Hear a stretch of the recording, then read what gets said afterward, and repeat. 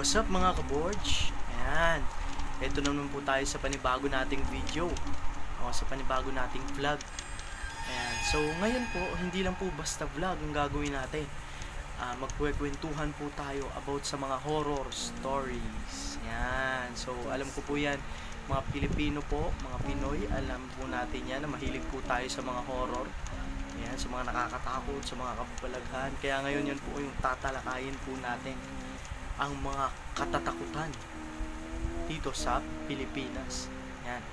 So ang title po ng ating video ngayon ay tinatawag po natin na Pinas Haunted Stories. Ayan. So ano nga ba yung Pinas Haunted Stories na yan? So yun nga po, sinabi ko nga po kanina, is tatalakayin po natin yung mga kababalaghan o yung mga lugar na pinupuntahan natin, mga nakakatakot dito sa Pilipinas. Ayan. So, isa na po dito ang Diplomat Hotel. Ayan. So, siguro iba sa inyo, alam na po kung saan po yung Diplomat Hotel o kung ano po yung Diplomat Hotel, kung ano po meron doon. Pero sa mga hindi pa po nakakaalam, tatalakayin po natin sa inyo yan para po malaman nyo po kung ano po yung mga kababalaghan na nangyayari o mga nagaganap sa Diplomat Hotel. So, ayan. So, start na po tayo ha. In 3, 2, so yun nga mga kaborge. So yan, so sinabi ko na nga po kanina na pag-uusapan na po natin ang Diplomat Hotel. So dito po sa Pinas, Haunted Stories po yan. So bakit ko nga ba pinili itong Diplomat Hotel para pag-usapan at isali dito sa Pinas Haunted Stories? Kasi po ang Diplomat Hotel po, yan po kasi ay isa po talaga sa pinaka nakakatakot na lugar dito sa Pilipinas. Ayan. So, pag-uusapan po natin yan. So, saan nga po ba naka-location itong Diplomat Hotel na to? So, nandun po ang Diplomat Hotel sa Baguio City po. So, ayan. So, sa mga gustong pumunta po ng Baguio City para po silipin o puntahan ang Diplomat Hotel, nandun po siya naka-location sa Dominican Hill. Ayan. So, pagpunta nyo po sa Dominican Hill, nandun na po ang Diplomat Hotel at maaari nyo na po siyang makita at masaksihan ang mga kababalaghan na nangyayari dito. Diba? So, ano nga bang pinag-umpisa nitong Diplomat Hotel na to bago siya maging nakakatakot na lugar sa Pilipinas? Ayan. So, nag-umpisa po kasi ang Diplomat Hotel sa pagiging rest house at seminary po noong 1911. Ayan. Bago po siya maging school at maging hotel na nga po. Ayun. So, naging school po pala ang Diplomat Hotel at naging seminary at naging rest house po siya nung unang panahon. So, dito, naging tourist spot na rin po natin ang Diplomat Hotel. Naging tourist spot na po siya dito sa Pilipinas. Kasi po, yun nga po, dahil po sa mga kagustuhan ng mga foreigner o yung mga dayuhan na puntahan, masaksihan po yung mga sabi-sabi na mas nakakatakot nga daw po itong Diplomat Hotel at marami nga daw pong nakikita at nararamdaman. Ayan. So, nung World War II po kasi, ito pong Diplomat Hotel ay tirahan po ito ng mga pare at mga madre. Sabi ko nga sa inyo, naging seminaryo po ito. Naging seminary po ito. Ayan.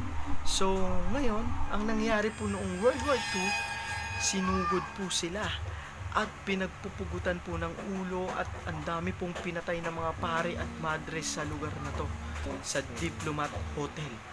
Ayan. So, kaya maraming nagsasabi nung empleyado ng hotel na to, ng Diplomat Hotel, na nung unang panahon na kapag gabi daw, dumating na daw yung gabi, marami daw po silang naririnig na mga umiiyak, umuungol, alam mo yun, yung mga nakakatakot na bagay na ganon.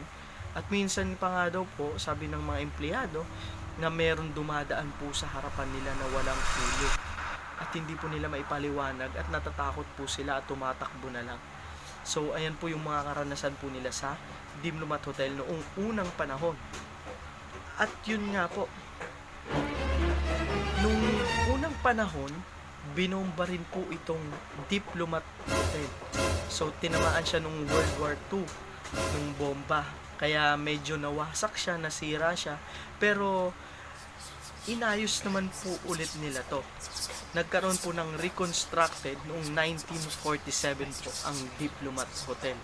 So ayun nga po. So yung dumaan na yung mga panahon, noong 1973, tinawag na nga po siyang Diplomat Hotel.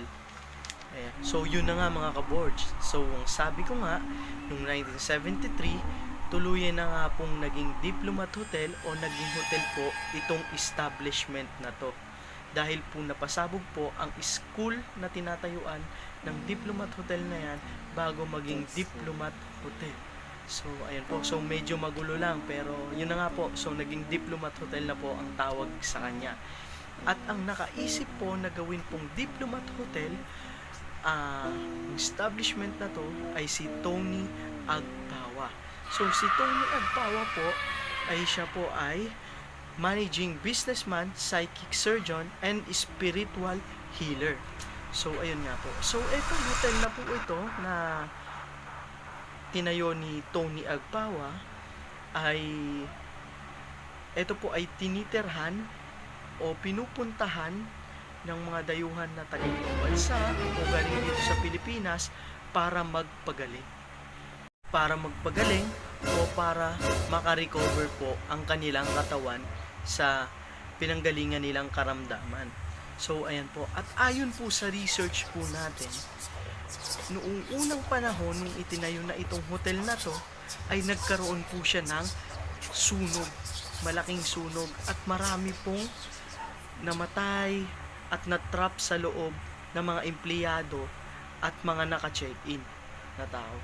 So ayun nga po, so isa nga po ito siguro sa mga dahilan kung bakit marami po talagang nagpaparamdam sa Diplomat Hotel at sumisigaw. Dahil nga po siguro nung unang panahon, yung nagkasunog, ayun, hindi po nila natanggap na natrap po sila at hindi po sila nakalabas po doon sa hotel na tinutuluyan po nila. At yan po ang tinatawag natin hotel na Diplomat Hotel po ngayon. At ayan, so meron din po dito napabalita na meron pong nurse employee na tumalon po sa rooftop ng Diplomat Hotel. Dahil po siguro sa hindi na po yung kinaya yung, alam mo, yung stress, yung sakit na nararamdaman, di ba? Kaya po siya tumalon siguro sa rooftop po ng Diplomat Hotel. At isa nga po itong nurse na tumalon sa rooftop ng Diplomat Hotel ang nagpaparamdam dito sa establishmentong ito. Kaya po siya isa po siya sa mga nananakot dito sa Diplomat Hotel. So ayun nga po mga ka-boards, so ang dami na nga po pala talaga nangyari dito sa Diplomat Hotel na to. So nagkaroon nga po pala siya ng malaking sunog at marami pong natrap na mga tao at namatay sa loob, di ba? At meron pa nga pong napabalita na nurse na tumalon sa rooftop, di ba? So medyo nakakatakot po yung mga ganung bagay, di ba? So isa po pala sila sa mga dahilan kung bakit naging haunted place tong Diplomat Hotel na to. At yun nga po, dumating po ang panahon na pumanaw na nga po itong si Tony Agpawa. So si Tony Agpawa ay pumanaw na noong 1987.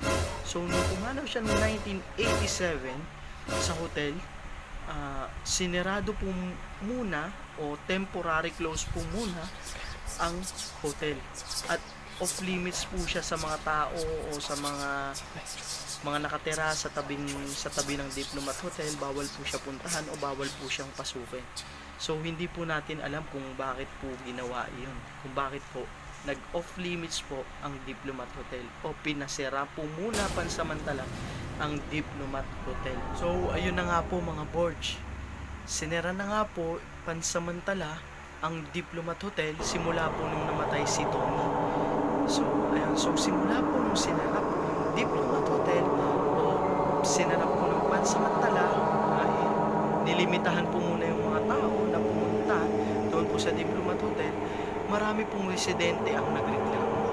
At sinasabi nga po ng mga residente na marami daw po silang naririnig na mga umiiyak o sumisigaw tuwing gabi doon po sa loob ng Diplomat Hotel.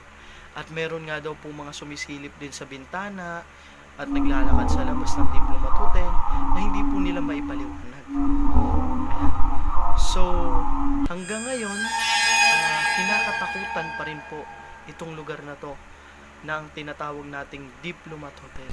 Dahil po sa kababalaghan o sa mga nakikita sa loob po ng establishmentong ito.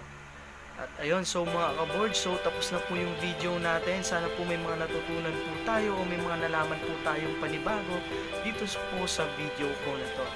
And mga ka-boards, don't forget to subscribe po sa YouTube channel ko, JJKML po Story.